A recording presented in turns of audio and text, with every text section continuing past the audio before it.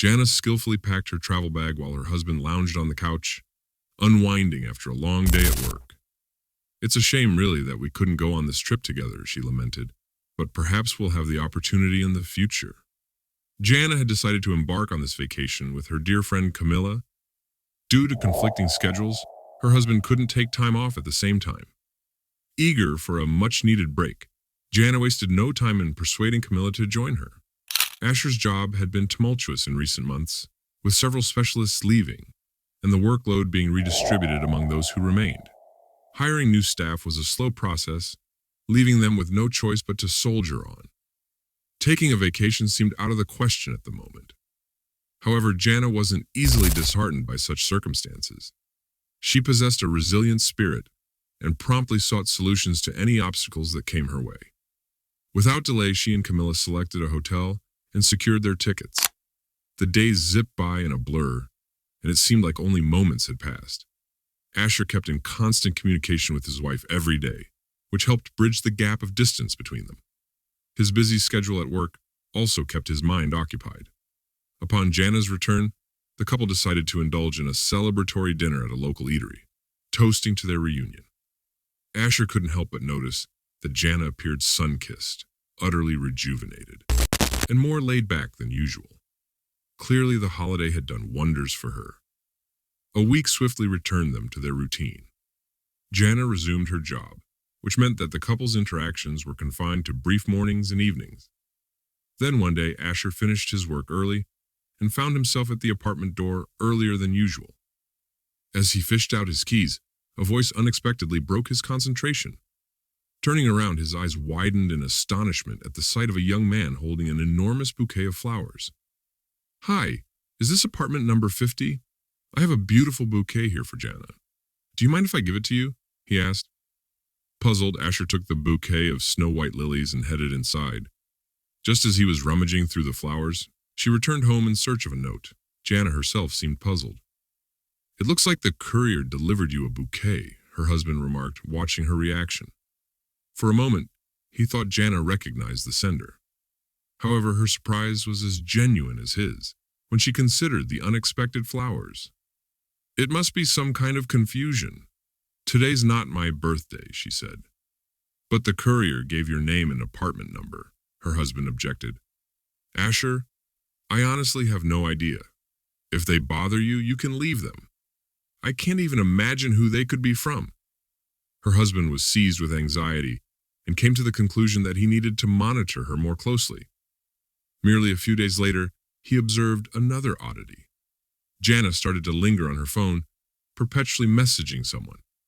Whenever Asher inquired, she brushed off his queries by mentioning she was chatting with her girlfriends.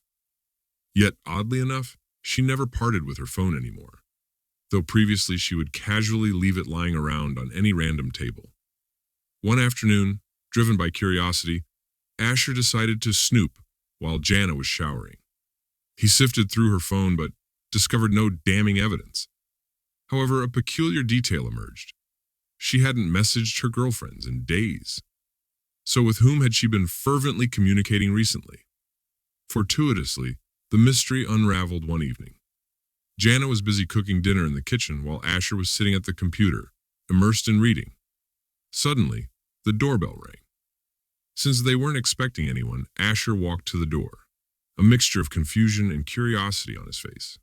A stranger in an elegant suit stood on the threshold, holding a bouquet of flowers. Asher's gaze was immediately drawn to the flowers, white lilies exactly the same as the ones the courier had mistakenly delivered to their apartment not so long ago. The newcomer smiled amiably and spoke rapidly in French. Asher caught the gist of it when he realized that the man was asking for permission to talk to Jana. Oddly enough, the man referred to Asher as brother. "And who might you be?" Asher replied, recalling his long-standing studies in languages. "I'm her boyfriend," the man replied, showing a photo on his mobile device. In the picture, he and Jana were on a beach. She was adjusting her hat, and remarkably, her wedding ring was missing from her finger. "Yes, my wife had a great time at this place," Asher reflected. He called her from the kitchen, eager to see how she would get out of this predicament. Jana came out of the kitchen, wiping her hands on a towel and grumbling under her breath. She shifted her gaze to the stranger holding the flowers, then slowly turned to her husband. Jana, your admirer is standing in front of you and longs for your presence, her husband announced. The foreigner was immensely glad to see her, but Jana noticeably paled.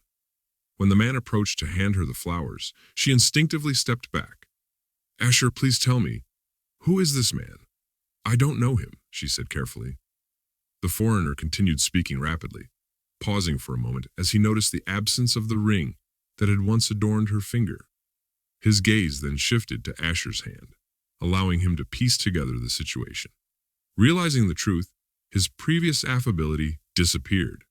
Furious, he began shouting at Jana and threw the flowers onto the floor. Jana, though visibly shaken, somehow managed to calm the agitated man, although her efforts were mostly in vain. When the man's anger finally subsided, he continued making a scene before storming out of the apartment. Asher turned to his wife.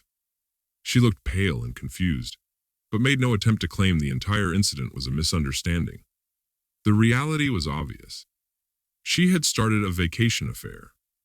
Her lover didn't know she was married and, perhaps charmed by her, had come to surprise her.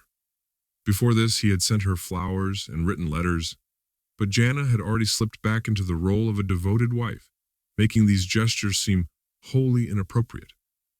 Meeting her husband's gaze, she turned to him with a final plea. Asher, please forgive me. Things got out of hand. We had a drink and he invited me to dance, she began in a slightly trembling voice. I see now why you preferred texting over calls. It was Camilla replying to me, wasn't it? Asher remarked with a touch of sarcasm. Struck by the realization, Jana remained silent, understanding that denying it was futile. Just go gather your belongings and leave, Asher stated coldly. The sharpness in his voice took her aback. Well, actually, I have rights to this place too, she retorted, her tone shifting from woeful to assertive. Everything's been settled legally.